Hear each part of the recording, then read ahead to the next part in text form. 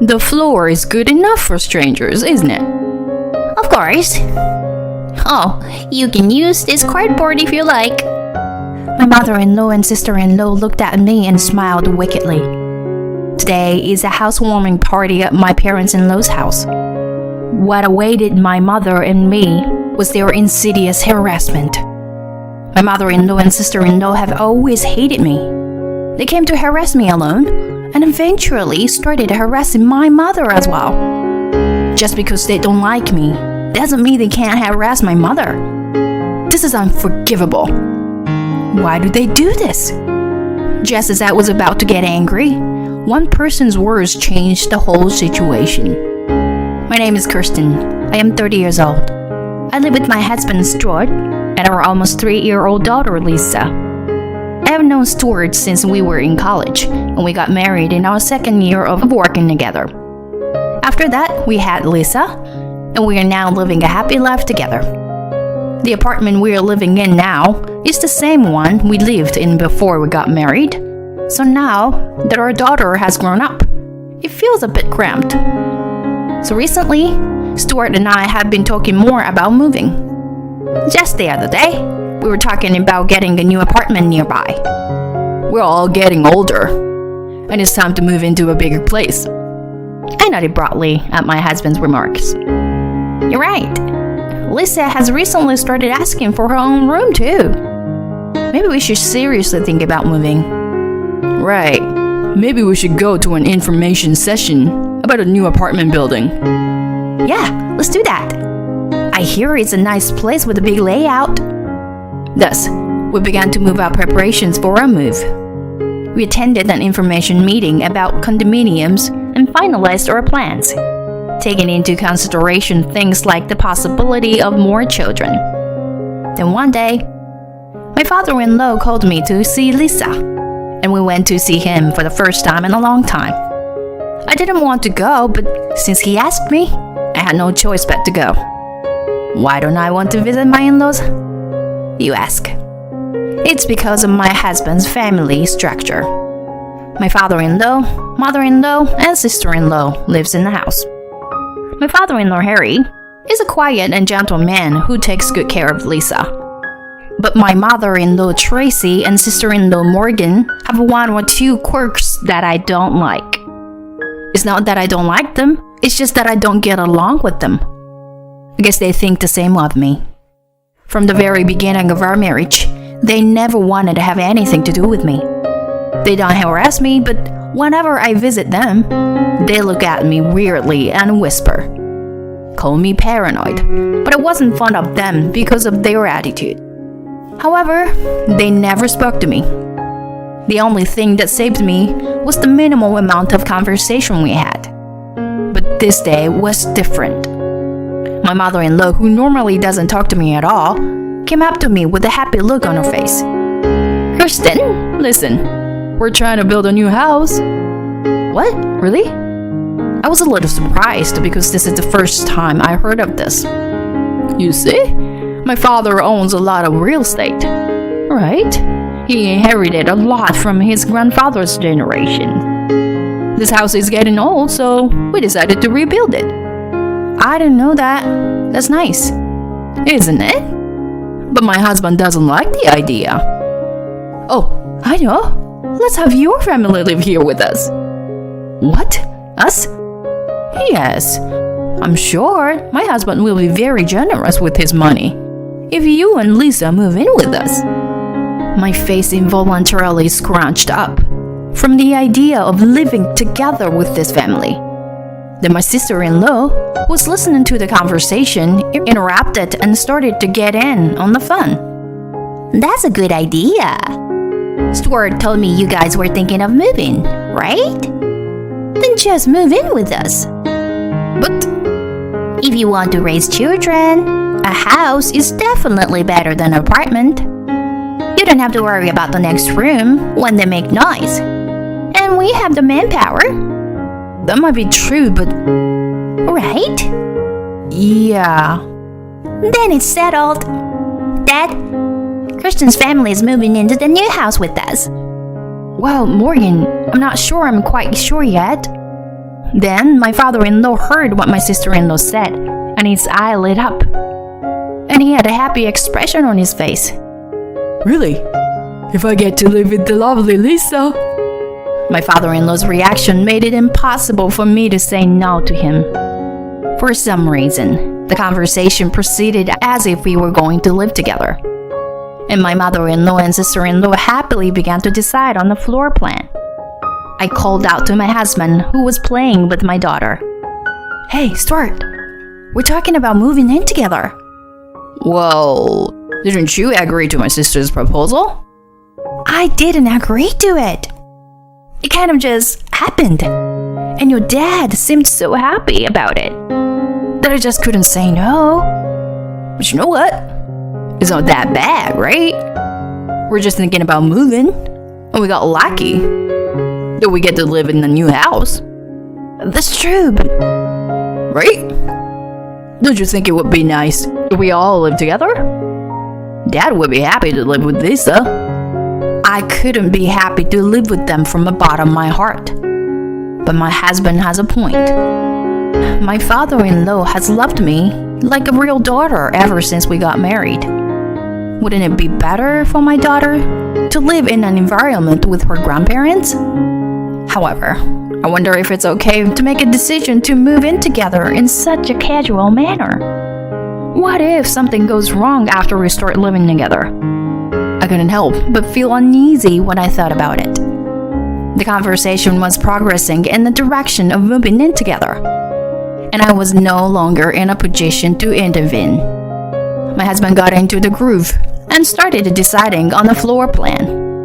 My father-in-law was not too keen on the idea of rebuilding, but he was so happy to be able to live with his granddaughter that he repeatedly said, "I'm looking forward to it."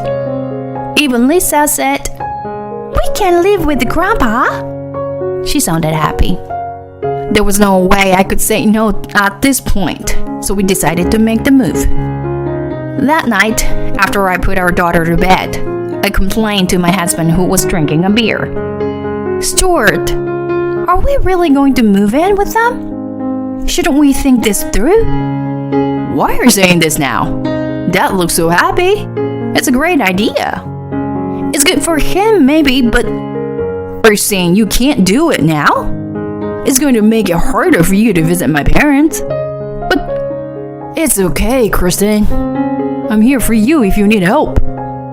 I was so taken in by my husband's words that I decided to move in with his parents.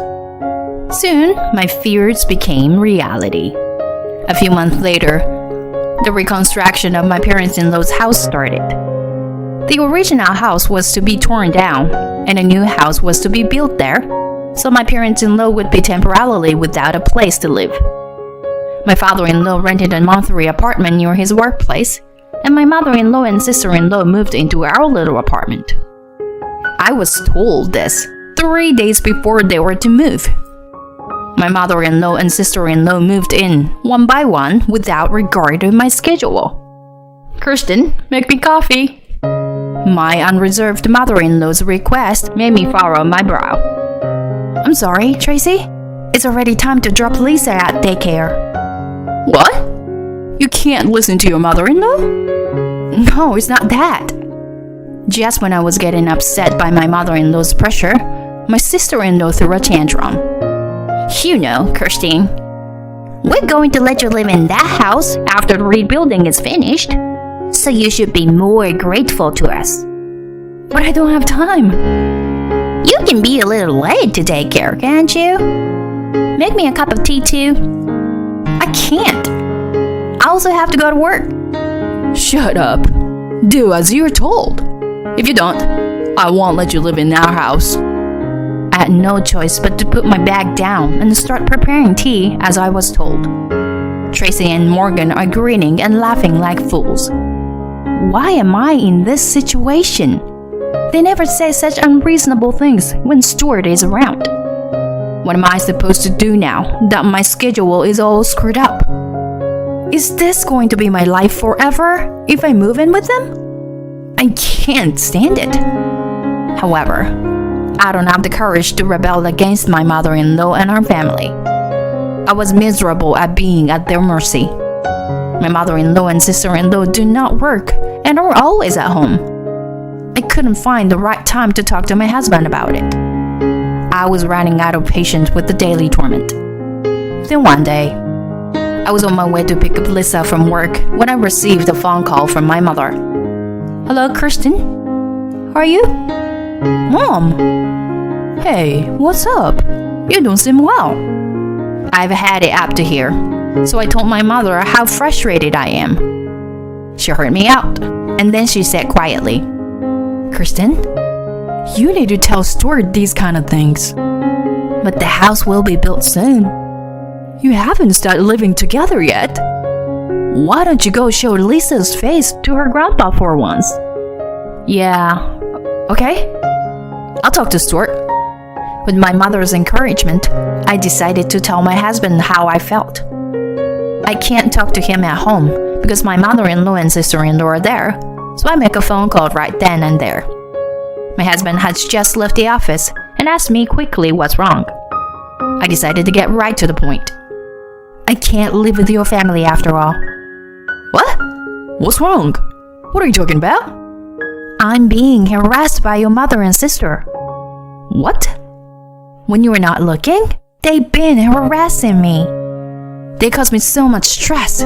I can't live with them." "Hey, calm down. They should both at home right now, so we'll figure this out when the house is finished, okay?"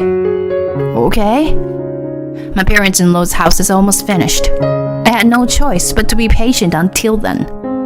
A few months later, the house was handed over to my mother-in-law and sister-in-law, who returned to their new home at that time. Today, they've invited us to their house for a housewarming party. Unfortunately, my husband is at work. My daughter is at daycare, so I'm the only one who can go since I'm off work. I don't know what kind of repercussions I'll face if I refuse. I was worried about going there alone, so I called my mother and asked her to come with me. When I met up with my mother and headed for the party, I found that the exterior of the house had been changed from the old house to something more modern. When I pressed the intercom, my father-in-law greeted me with a big smile on his face. His kindness eased my anxiety a little, but my relief was short-lived. My mother-in-law and sister-in-law smiled wonderfully when they saw me. Oh, look, it's the no-good wife, Kristen. "Oh yeah. And today she brought her mom along. Is your mom a no-good wife too?" My mother and I were mortified by their words. My father-in-law shouted, "How dare you?" But the girls continued relentlessly. Kirsten, I'm sorry, but we don't need you anymore. We only asked you to move in with us because we wanted a new home. And yes, we knew my dad would be thrilled to have you and his grandchild move in with him. And we knew he would be thrilled to get you a new place to live. Well, why don't you sit down anyway? The floor is good enough for strangers, isn't it? Of course. You can use this cardboard if you want. They said that and threw a piece of cardboard at my mother and me. There was a moment. I opened my mouth quietly, desperately restraining my trembling body from exploding with anger that I had been keeping under wraps. "How dare you do this? I can't allow this to happen, no matter how much it cost." But the two of them were smiling and looking at me. How can I let my anger get through to these people? Then in the next moment, "You strangers, please get out of my house," my father-in-law said in a calm tone. At his words, my mother-in-law and sister-in-law said, "That's right. "Get out," they chimed in. My father-in-law's eyes widened and he yelled at them. "Don't play with me. I'm talking about you strangers." "What? Dad? What kind of joke is this?" "Stuart told me that you both have been harassing Kristen, but I didn't think it would go this far. What's with your attitude when Kristen let you stay in her home until this house was built? Don't you feel any shame in doing such a stupid thing? You were misunderstanding." "That's right, Dad. Mom and I have been training Kristen to be a better wife. Shut up. You two can't even do your own housework.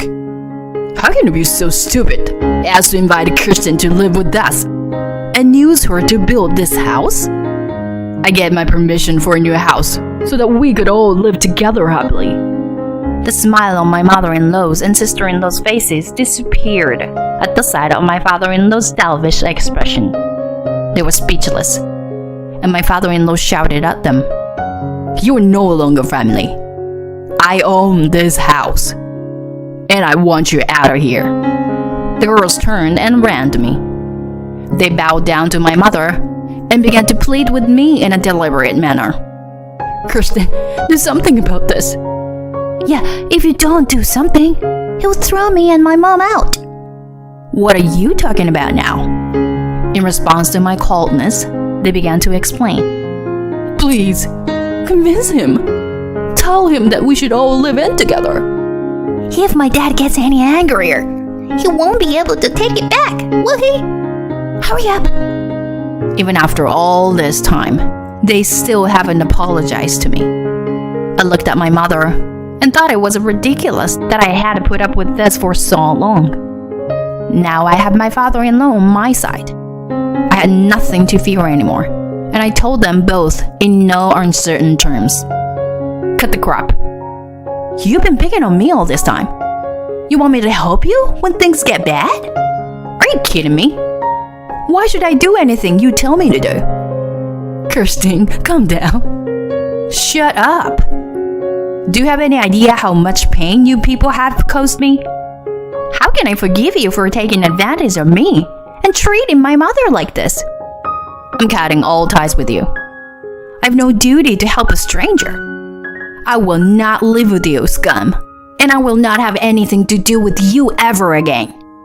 If you understand, get out of my sight right now." Overwhelmed by my words, my mother-in-law and sister-in-law slumped to the ground. They were kicked out of the house by my husband, who flew home after receiving a call from my father-in-law. Afterwards, my father-in-law and mother-in-law divorced. My mother-in-law refused to divorce, but it was discovered that my mother-in-law had been spending my father-in-law's savings without his permission. She was told by my father-in-law that if she didn't divorce him, he would sue her, so she reluctantly agreed to do so. My sister-in-law, who had never worked before, was forced to take this opportunity to work. After they were kicked out of the house, they had to live in a cheap apartment, but they had to work to make ends meet, so they were now desperately trying to get part-time jobs. I, on the other hand, have lost the reason for refusing to live with them now that my mother-in-law and sister-in-law are gone. My father-in-law said that the house was too big for one person to live alone, so my family moved in with my father-in-law in the new house. I feel sorry for my mother-in-law and sister-in-law who were kicked out, but I guess they deserved it. I don't know how my father-in-law could have tolerated that kind of behavior in the first place. But thanks to that, we live happily now. I want to spend time with my father-in-law, who loves my daughter, in a big, beautiful house. And I want to spend time with everyone